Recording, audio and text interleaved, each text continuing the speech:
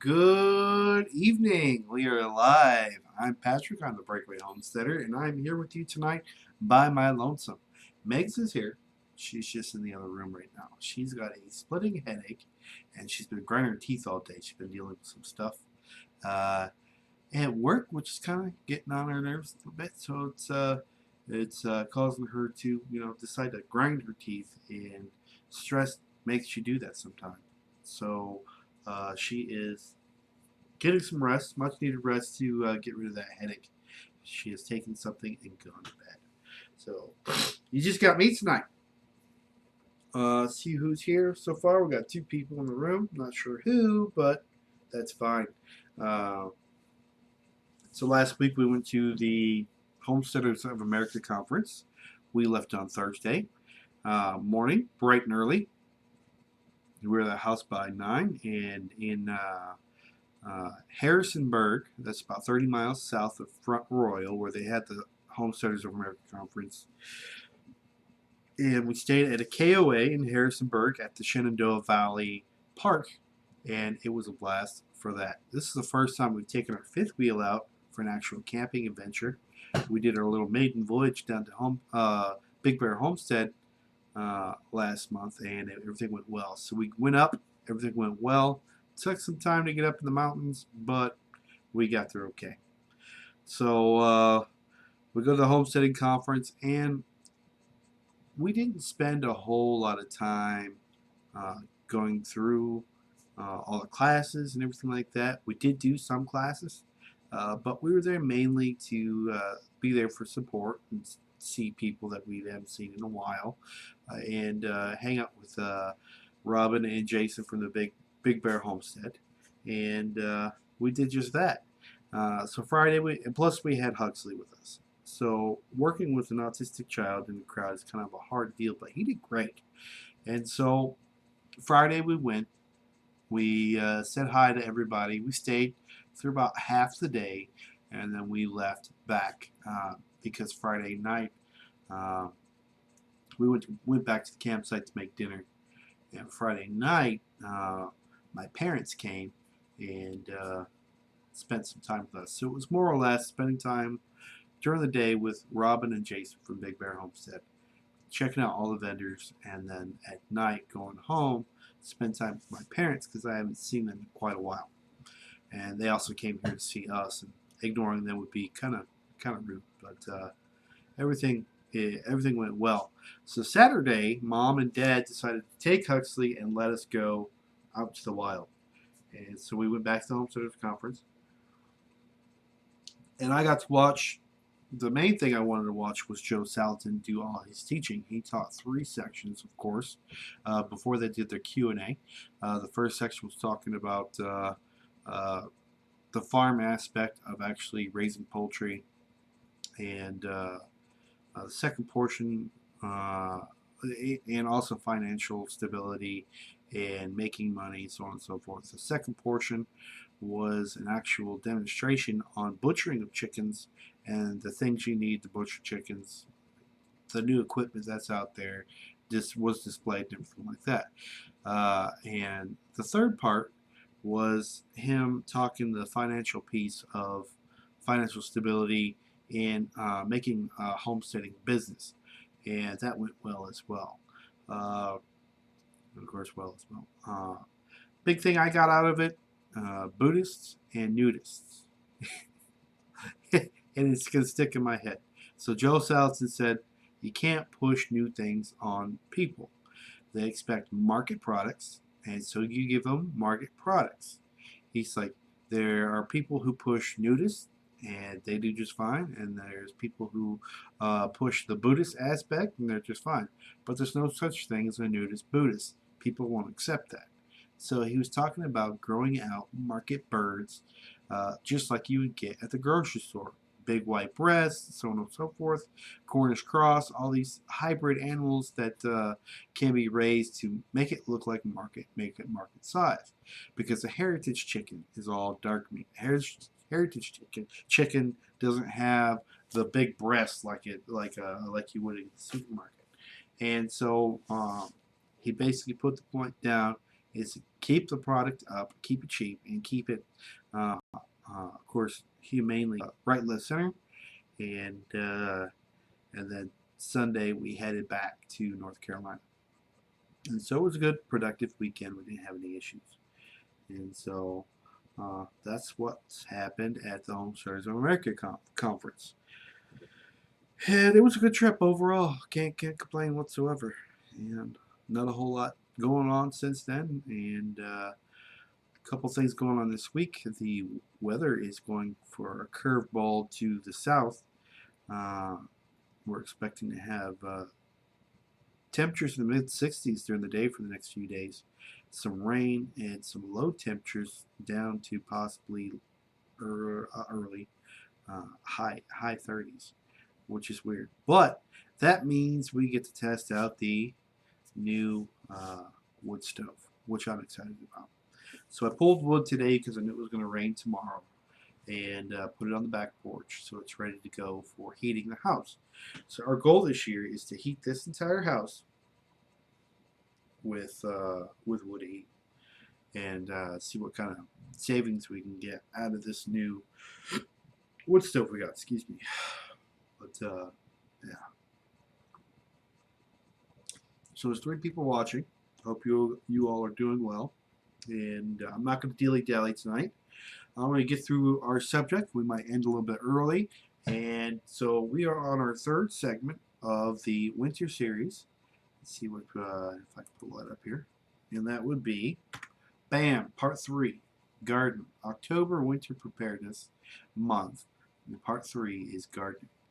And so the first 2 sections were, well, I guess the first section is not there. First part was home. Second section was animals. And the third section we're going through is garden. So Mountain Life, Montana. Here we come. Get ready. It's going to snow. So pull that down here real quick, and we're going to talk about the garden. And so here comes old Grandpa Winter. And so this is the time where most homesteaders, most farmers get to look at harvesting and a big slowdown to rest for all the hard work they did during the year, and to plan for the upcoming year, for the next crop, for the next bumper crop, for the next heads of hogs, for the next cows, for the next dairy season. And so, but it's also a time to relax, a time to have fun, and get everything ready for next year. And so we got Mountain Life Montana in the house. 2 Family Homestead, welcome. Duncan 1900 Homestead, welcome. And Minzy's Garden, hey. Buffering super badly, so I'll catch your reply when the internet isn't stinking so badly. Tilton Gardener, I like that name. That's a cool name. Welcome to the channel. And North Star Prepsteader, welcome to the channel. So if you guys haven't been to my channel before, I'm the Breakaway Homesteader. My name is Patrick. My wife is named Megan, and we live in a log cabin on about 2 acres here in central North Carolina. And we moved here 3 years ago into this house, and we prepared our lives to start a new homestead here and to make the best and to be as most self-sufficient as we can be in steps and increments. We are working into the homesteading culture. We're learning how to raise new animals. So far we've raised chickens, we've raised ducks, rabbits, quail, of course all the animals here, dogs, cats, birds, so on and so forth. But slowly but surely we're going through all the animals you would use on a homestead. Next year we're going to consider doing pigs, and if not pigs, we'll be doing goats.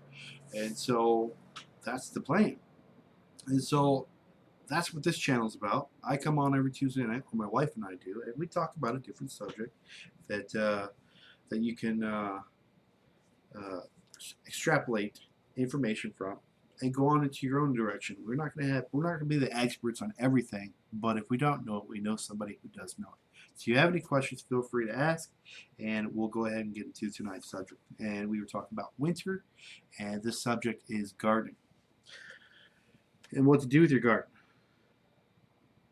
North Star Prep Dinner, we did go to the Home Center of America conference. If you saw myself or Megan, we were at the Big Bear tent usually most of the time, or I was out watching other programs. And so, yep, that's true too, family. So, all right, so let's catch up. We're now to slow down. Everybody's looking forward to winter because this is the time to slow down because everything is slowing down. So right now it's October. It's time for harvest, and it's time for planting of the next year. We have entered fall in full swing. The leaves are falling. They're changing color, and soon enough they'll all be on the ground. And that's where we're going to start. When the trees will tell you when it's time to start your winter preparedness planting, and they'll do that by dropping all their leaves. And so there's no point in going out raking your leaves now when half the tree hasn't fallen yet. Wait till it falls so you can collect up those leaves. You can either compost them or layer them up underneath the tree to create a layer that will help protect those trees, depending on how old they are, to make sort of a mulch layer to keep those roots nice and warm for the winter. And so let's just talk about layers real quick. So a layer is something that's above something else. You got your base, you got a layer. This could be a layer of leaves, so on and so forth. This could be plastic. This could be a greenhouse, so on and so forth. The rule of thumb is every layer that you put on top of something, it'll add 20 degrees to that. So let's say the frost is coming tomorrow, and it's going to get below 30. Oh, it's going to get frosty, right? So it's going to dip down low enough, so it's going to get frost on top of that layer, and in between that layer to the base layer, there's going to be a difference of 20 degrees. And so it's the same thing with a greenhouse. It's the same thing with your home. Let's say your home was to lose power. And so you're inside your home, as long as your home is pent up, it'll be roughly 20 degrees cooler unless you have a really bad insulated home. Let's say an emergency were to happen. You guys were compact a little farther down and put blankets on all the windows and put blankets over all the door holes and confine yourself in a warm room. That's another layer. It's going to be warmer within that layer. And let's say it gets really down and dirty and you get to the point to where you really need to stay warm. If you were to pitch a tent inside that room, that's another layer. And inside the layer, as the layers get smaller and smaller, the warmer it gets. And the chances of you getting cold are less and less. And so, yeah, leaf mold is awesome. Duncan 1900, welcome aboard. And so that's what I'm talking about, layers. So when the trees finally shed their leaves, you can push them to the middle of the tree to cover their base roots and keep them warm for the winter. And leaf mold will also occur, or you can put them in your compost pile, and we'll be talking about that here shortly. So first thing you're going to do after you rake your leaves is you're going to cut down your perennials. You're going to cut down your perennials to the base. You're going to throw them in the compost bin, and you're going to mulch your perennials. You're going to add a layer of mulch above them so they can keep nice and toasty and ready to bud in the next spring. So even if you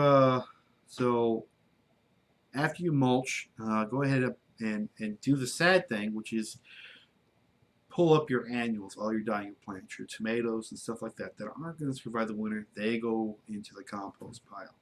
We know it sucks. It's a sad day because you're really accepting the fact that the season is over, but it's a good time because you can look forward to your next season. So at this point, you've pulled up your garden, you've cut your perennials down, you've mulched, you've cleaned up your yard from all the leaves, and you're still waiting for winter to come. Now is the time to plan your next garden. And the caveat to that, it's even if you don't plan on having a garden. So let's say you want to be a gardener minded. Let's say next year you still live in an apartment. You don't have a garden. There's no way you're going to have a garden. But you enjoy watching stuff like this. You enjoy watching people grow their gardens, and you want a garden of your own one day. So why not plan a garden, even though you're not going to have a garden? This will get you in the effect of practice, practice, practice. So one day, when you do get the opportunity to have a garden, you'll be good to go, and you'll have an idea of what you want to do ahead of time. And so it's also a good time to plan your winter garden, what you're going to be putting your winter crops in, how you're going to be planting your winter crops, and where they're going to go. And then also looking at planting your spring garden. Dig and prepare your beds for the next gardening cycle. So here we are, a couple weeks into winter, and you would normally think you'd do it in the springtime or in the warmer months. It's a lot less stressful to plan and prepare your beds in the wintertime because it's not a stressful time. You've got time off to actually take your time and do this correctly. Whether you're going to broad fork, whether you're going to till, which is probably a bad idea. Tilling is not a good idea. Turning the soil is good, but not tilling. Using a broad fork pulls the nutrients from the lower part of the earth than just scrubbing down into the earth with a tiller.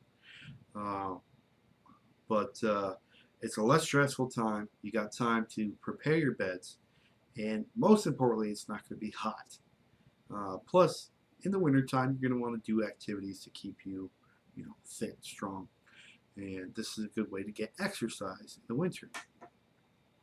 So at this point, you want to test your soil for the next planting cycle. Whether it's going to be winter or it's going to be spring of next year, get your soil tested, so you know what kind of amendments you need to put inside your soil to be ready for the next year. If you do all this now, you won't have to do this next year, right? Next up, you're going to plant your winter crops. Let's see what's going on here. MG Barrow says, hope everybody's getting their long johns out. Took both of mine out. Patrick, leave perennials in a few inches tall. Otherwise, they will rot in a wet winter. That's correct, Sub. And I mentioned mulching down, putting mulch and a layer of mulch on top of it to help protect it.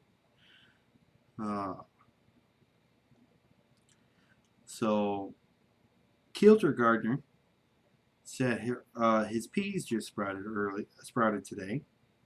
My garden is buried under several feet of snow during the winter. My prep is now, and I won't see it until May. I believe that. Where are you gardening at there, Northern Star? My guess would be Montana, because they've been having the most snow lately. But that's just my guess. I don't know where you're really at. So, Sub says, I'm 50 and female. It's use the tiller or die via broad fork. Yes, that's true. Or get some strapping young man to put some speedos on and do that for you while you watch and make some iced tea or lemonade or something like that. I can see you doing that. Minnesota. Okay. Honestly, I don't know anybody from Minnesota, so congratulations, you're the first.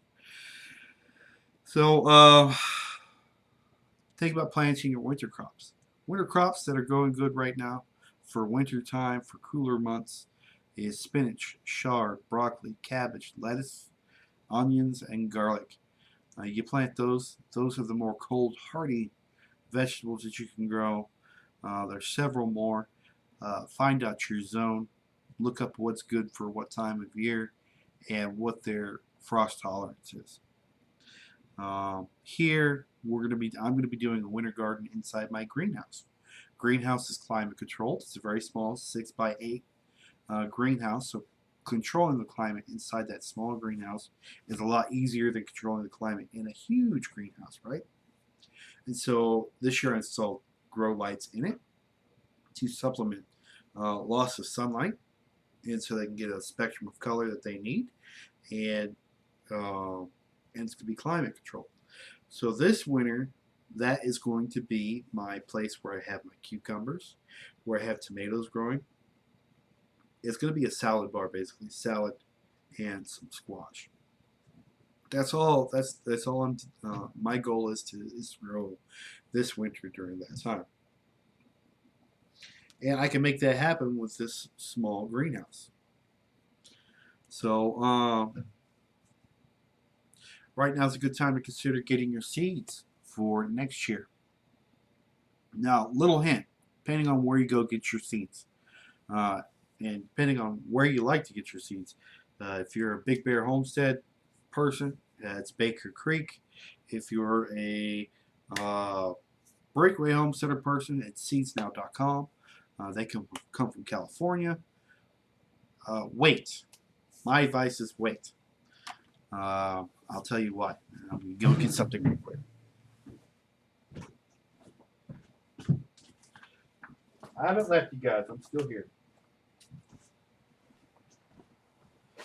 So this is not a monolith. This is not the 2001 Space Odyssey. This is a vault.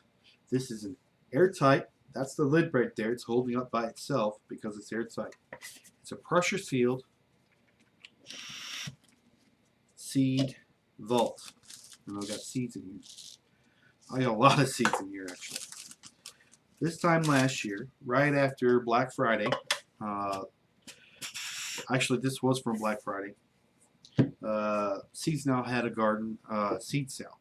And so what happened was all their products on their website was 50% off. And Cyber Wednesday, after that, it was the same thing, 50% off. And so if you wait for that time frame, there's going to be sales, not necessarily from Seeds Now. They might not do it this year. I don't know. They did it last year. But there's going to be sales at the Yin Yang, and that is the time to buy your seeds. And so before Thanksgiving, you need to have a plan together on what you want to get for your spring and summer garden. Because trust me, you're going to start plants early. The earlier you start them, the better the harvest you're going to get quicker. So this thing normally runs $20. I got it for 10. I ended up buying a whole bunch of different varieties of seeds and seed samplers, and I grew those seed samplers. I grew chard, I grew some beets, I grew some other stuff, and I let them go to seed, and I collected the seeds from those plants. And not only are they heirloom plants, but they have had one cycle in the ground here, and so they're that much acclimated to that. So this will be a second generation plant when they're planted next year. So North Star said he's honored, or she's honored. And Duncan says I want to put most of it in the raised beds. Haven't had a garden in the garden for the past 2 years because all the rain here. When you can control your climate, it's the best way to grow what you want to grow because you know exactly what it needs to grow perfectly, and if you get it what it exactly needs, you'll know you'll get a good harvest. And so Chasing Life, good evening Patrick and Megan. Megan's in bed, excited about tonight's topic. What about your local feed store, if you have one? Many more send a faction price to the bins they charge by weight. Yes. So we have Harry's. Harry's is it's a feed store. It's also it's just a general store we have here in Vass, North Carolina, and they sell seeds by the pound. They literally have buckets of seeds, and some of them are already inoculated. Some of them already have some things like that, but you get a scoop and you weigh them. Those are harder to find these days because of the advances of the internet and how they've killed the American dream of small business. And so, hey, Sybil, what about, yeah? So, moving right along, get your seeds for next year's harvest. Plan on making a plan on doing something this winter to better your chances of growing seeds on your own for the next cycle. Let's plan on making a cold box, a hot bed, or a grow station to get your seeds started. A cold box is it's everybody's seen a cold box. It's basically a angled box that faces towards the south.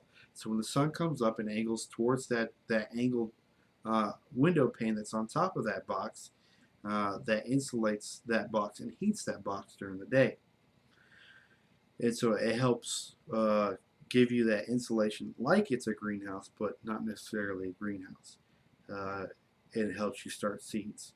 A hot box is actually coming up with a composting system to where underneath where you're growing your plants, you have compost actually live and active, and it's fermenting and it's creating a heat source for those plants to survive the colder temperatures.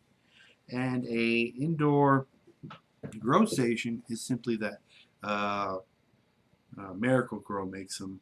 A couple other places make them, but they have indoor growing light stations that have the light on top and the planters on the bottom to where you can start your plants. Pretty cool, innovative stuff. It's getting cheaper and cheaper all the time. And then we'll talk again later about starting your plants indoors. So seeds are readily available and can be started indoors at any time to the size you want when you transplant them into your garden. So the earlier you start your seeds indoors, preferably in a greenhouse, the better uh, your return is going to be when you plant those plants and transfer them into the garden. And so let's say your plant is 1 or 2 months ahead of the time because you grew them indoors. When you planted them, they're going to produce that much quicker. Uh, Starting your own seeds also costs a lot less than buying plants. Not only that, but you got to wait. How many people have stood by to wait for Lowe's or for Tractor Supply or some other place to put out bonnie plants? And you're so excited because it's nice outside, it's becoming spring, and you're waiting for these plants to grow. Well, you can already have your plants double the size of those bonnie plants and ready to go. And the cost will be phenomenal because cost savings will be phenomenal because it's a niche market and they know they can make money off of it. If you don't realize it and haven't seen it, back in the day, let's say 5 years ago, just 5 years ago, you would go to get a bonnie plant and it'd be in 6 cells. You'd have 6 plants in a cell. And let's say that was $250. Now, when you go to the same store and go to bonnie plants, they just put a plant in a larger container and they sell it for the same price. Now you're paying 6 times as much for those 6 plants. But they know that. They know you're going to buy it because you want to start your garden. The only way I would say to not start seeds yourself or to try to start seeds yourself is if you are a new gardener. If you've never gardened before, do it with bonnie plants. Do it with plants that have already been started so you don't get deterred when your plants die because that will happen. And hopefully you'll have a better chance of a successful garden.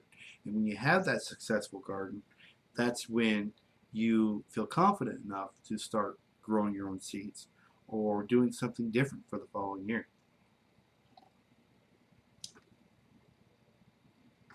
So North Star lives in Minnesota. He's got raised beds and is doing well with them. That's great. Jason Life says, I've made multiple greenhouses with plant supports and clear shower curtains to extend the growing season. This year, get the rest of my fruits to completion. Isn't pretty, but it's effective. That's right. It doesn't have to be expensive. It doesn't have to be pretty. It just needs to be effective. So sub says $3.97 for a 4-inch pot here. It's ridiculous. That's about the same price here. So let's talk about getting a greenhouse. Getting a greenhouse, and give an example. This was our first season with the greenhouse we built last winter. And that was one of our first videos we have. You can see us building a greenhouse in one of our videos.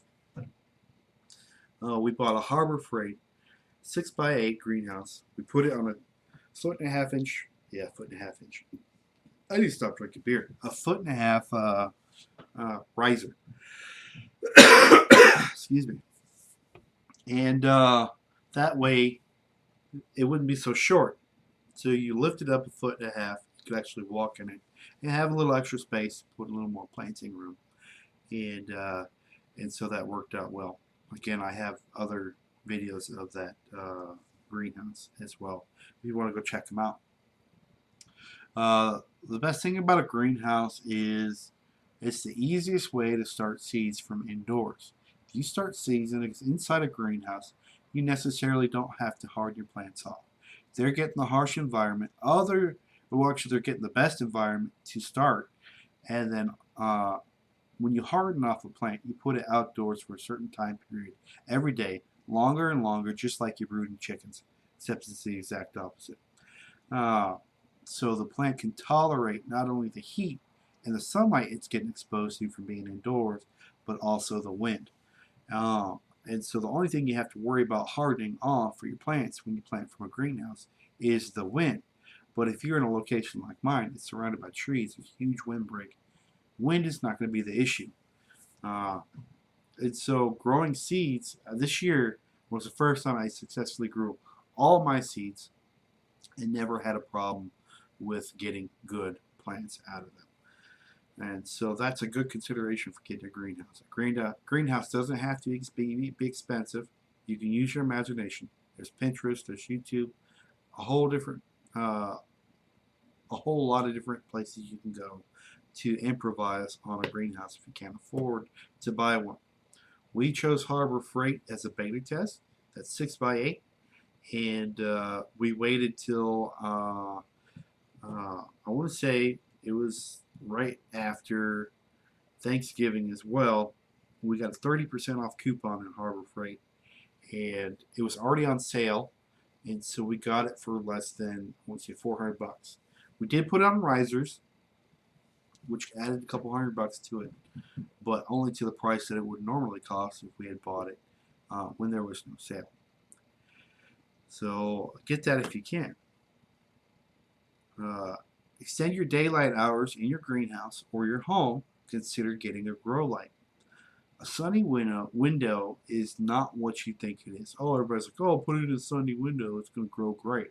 And then people put stuff in a sunny window, it doesn't grow well at all. A plant needs a spectrum of light in order to photosynthesize. Excuse me. It's been crazy dry here. And so that's what grow lights are for. Grow lights are cheap these days. You go to the light section in your Walmart, you get an LED grow light that throws out a blue-red spectrum for about $4, and it's a large one. It'll put out a lot of light. I have 3 grow lights inside my greenhouse, and they're all those lights. And I only need 3 for all my planting needs this winter season. Consider getting an old fish tank into the house for the winter. Say you go to a thrift store or you catch one of those late season yard sales and you find an old fish tank, and maybe consider doing 1 or 2 things with it. Fill it with dirt and use that as a growing bed for inside your house. I know Robin from Big Bear Homestead does that. It's inside the house. It keeps the dirt warm, it keeps the plants happy and ready for planting and transplanting. Another thing you can do with a fish tank is make your own aquaponics. You can set trays on top, and you can fill it with water up to the point where the tip of the water, on the top of the water, hits the tip of that tray. That is called a crack key system. If you don't know what it is, look up Crack Key Aquaponics, and it's a great system to use for inside of the house. Yep. Sybil says, I save so much money using 2-liter soda bottles and are going to use them to make my greenhouse sweet. I bought one pepper plant inside, brought one pepper plant inside the window box. Thought it would be much better as an opposed to ones left outside in the moderate cold weather, but isn't doing well. It's sad looking. And so that's because it needs the spectrum of light of being outdoors. When it's in a greenhouse, it still gets the same light because the paints are thin or they're plastic and they're designed to let that amount of light in. When light hits a window, it reflects off and only a little bit gets through. It's kind of like our atmosphere. But that blue-red spectrum of light that the plant needs to photosynthesize is not getting to the plant, aka the blue-red look of all grow lights. And so let's say you get a greenhouse, and you have a greenhouse, and you want to keep it warm. There are ways to keep your greenhouse warm. I'm going to give you 3 examples. One, we talked about the 20-degree layer. Automatically, the plants inside your greenhouse are going to have a 20-degree layer of protection from the outside during the day. I'm not going to say during the night, because there's an insulating layer between the inside and the outside. With the heat going in from the UV light from the sun, it'll automatically come up 20 degrees. A way to keep the heat stationary at night, because the cold, the black sucks all the warm air out, is one, filling black barrels with water during the day. The sun will come in, it'll heat those black barrels up because the color absorbs light, absorbs heat, and turns into hot water. And over the night, that hot water will slowly get cooler, but it will emit that heat. It'll transfer the heat. And another way to do that is also to have hot water. And slowly but surely, it'll keep the house warm enough so your plants don't die at night, even in the coldest locations. Another way is hotbeds. So this is what a hotbed is. A hotbed is digging down, say 6 to 10 inches, and having a compact layer at the bottom. It's going to be your base. Most people put pavers or old brick inside here, and they'll make a flat base. And they'll fill that next 4 to 6 inches, and sometimes 8 inches, with a combination of green manure, which is usually horse manure, and straw. And the ratio is 3 to 1. Yeah, it's 3 to 1. Straw with manure. The reason why is because as the manure decomposes and creates heat, it's going to release that heat and keep the bed hot, right? Where your plants are going to be. But if you just have straight raw manure or green manure, it's going to go super quick. It's going to get super hot super fast, and it's going to burn up before you want that bed to not be heated anymore. So the combination of straw and green manure will regulate not only the temperature that it puts out, but also the length of the decomposition stage to where it puts out heat. Sub says you can also put barrels outside of the greenhouse in a milder climate, save space for more plants. Chasing Life says, so put the black barrel inside the greenhouse, Patrick, question mark, in the middle of the plant's best, awesome stuff. So you want the black barrel to be, so it's hard to explain. The best position for a greenhouse to be is for the front door facing south, the back door facing north, and then the sides of it east and west. And so during the summertime, when the sun comes up, it goes east to west. So, okay, here's east, the sun goes up, it goes to west. It goes like that, right? It goes directly over the greenhouse. It shines down. Now let's turn it. At a certain time, it goes up like this. But in the winter time, it goes forward. like this at a 20-degree tilt. So you get less sunlight, which is why we have less days. But at that 20-degree tilt, the best place to have that black barrel is going to be at the back because it's going to get the most sunlight and the most direct contact with that heat, and it'll heat the barrel up.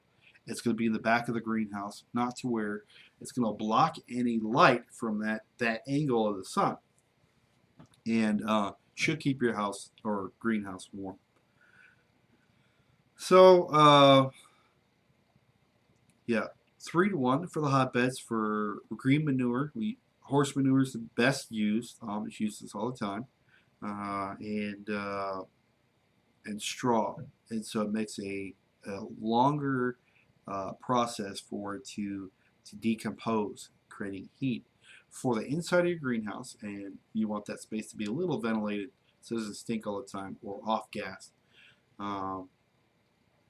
Or you could put a cold box or cold frame over that, and it'll keep the inside of the contents warm at night. And then as long as it's being warm at night, it'll be warm during the day because the sun's going to be out, right? So let's talk about ways to extend the life of your winter garden. Frost blankets. Simply a plastic sheet. It could be a tarp. It could be anything. It could be a shower curtain to extend the life of your winter plants. Yes, you'll have a winter garden, but it's not going to survive the coldest of temperatures. Let's say there's a cold snap coming through, or there's snow coming aboard, and you need to protect your plants, or you want to protect your plants. The weather pattern is going to go back to the same weather pattern it was before when this cold snap comes in. At night or before the storm starts, you can just simply put that plastic tarp, a blanket, over your bed to protect it. Row covers, best it's kind of like it's a flat row cover, and then pull it off when the weather goes back to a more normal temperature and more steady temperature.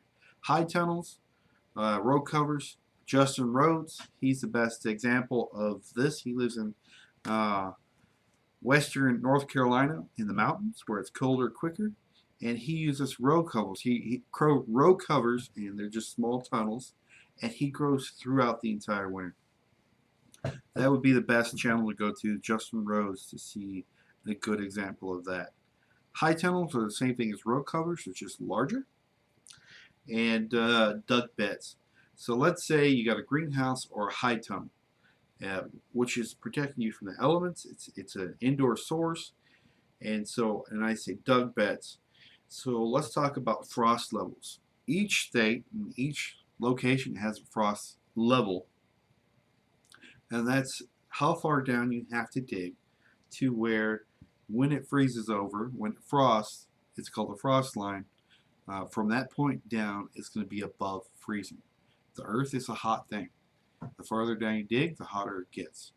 And so, let's say here, I think it's 6 inches. Up north, it's like 1.5 feet. My parents are from upstate New York. And so if you dig down to that 1.5 feet stage in a high tunnel or greenhouse on the actual ground, because it's okay not to have shells in your greenhouse, and plant into that soil, your plants are going to stay warm regardless because they're protected from the elements on the outside. They're still getting the sun they needed, and they're going to be warm from the earth. And so sometimes it's a good idea to dig down instead of just plant on top or do a raised bed. Last but not least, let's talk about cover crops. Cover crops, things like vetch, rye, winter wheat, barley, and clover. Cover crops are used as a green manure to grow, to create nitrogen for your soil, to create matter for your soil. It doesn't matter what you grow as long as it's a winter crop.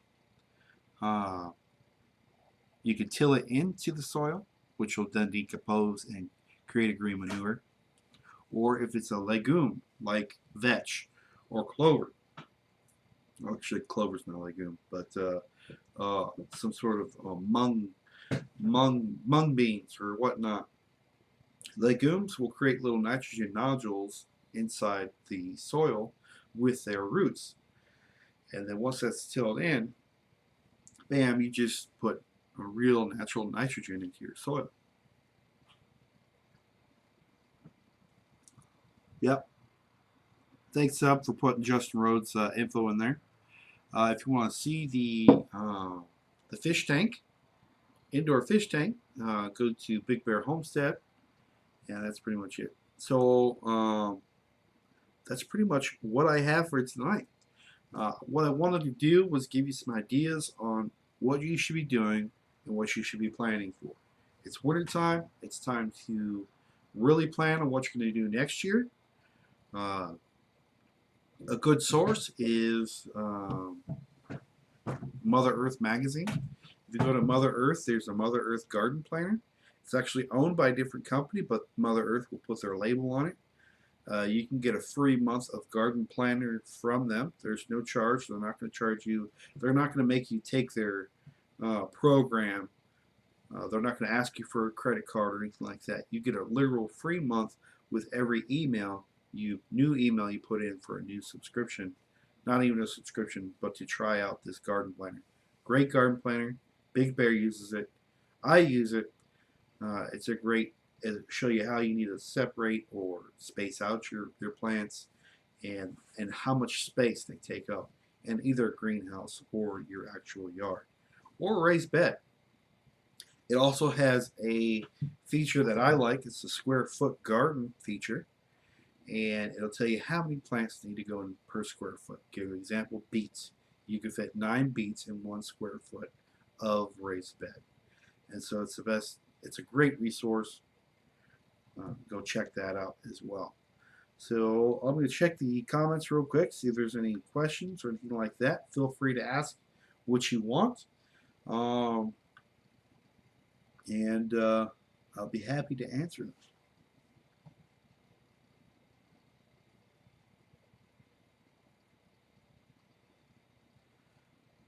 them.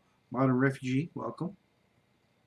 I give up. Typing. Autocorrect stinks. Yes, it does, Sub. Can you do a video on your garden? Sure. Currently, right now, I'll tell you what's going on. Now, this is something you might want to consider as well. I have created a new compost bed. I've got the compost I've been using for the last 2 years. It's settled down now, and I'm now dumping the new stuff into the new compost bed, which is actually 4 pallets that have been screwed together. And I'm dumping all my old plants, all my annuals, and everything like that into that bed to start compacting.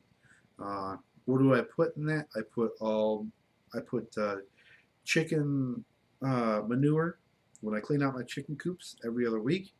All those wood chips and those chicken manures will go inside there.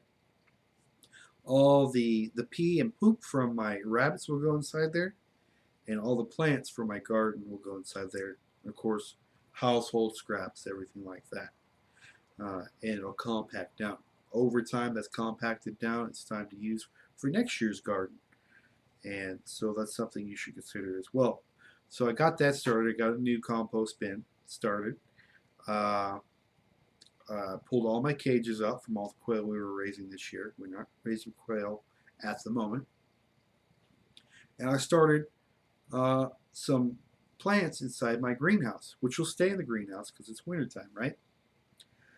And what I planted were, and they're called carcinogenic, no, sorry, step back, with a P, not C. We live near a city named Carthage. It's Parthenon, you know, like Parthenon, parthenogenic plants. And these are plants that have been not GMO, not genetically modified, but they've been hybridized. They're hybrid plants that do not produce a seed. If you ever had a seedless watermelon, guess what? It's a hybrid. It's a plant meant, it's one plant crossed with another plant to create something that can't be reproduced or something that can't reproduce by itself.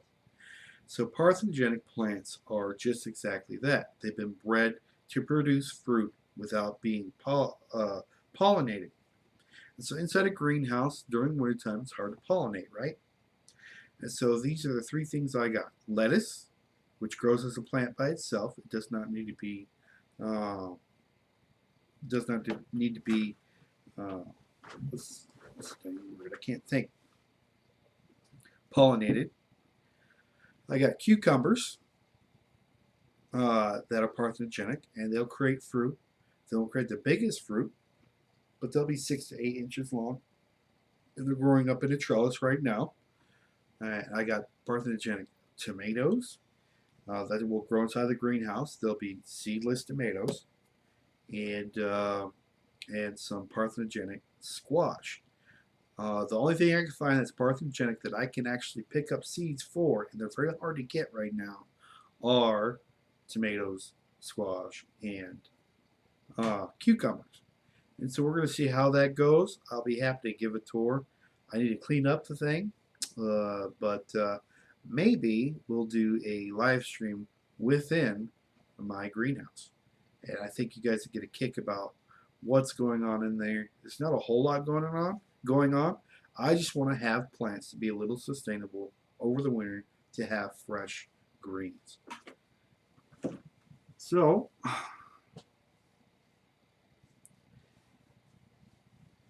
though I better say hello, so you at least know that I've been here listening. Appreciate it, Lonely Prepper. Laugh can't wait to show how to build a greenhouse, but alas, still no land yet. Well, keep that in mind and prepare and plan for the future. So when you do get the opportunity to act, you have the steps in place.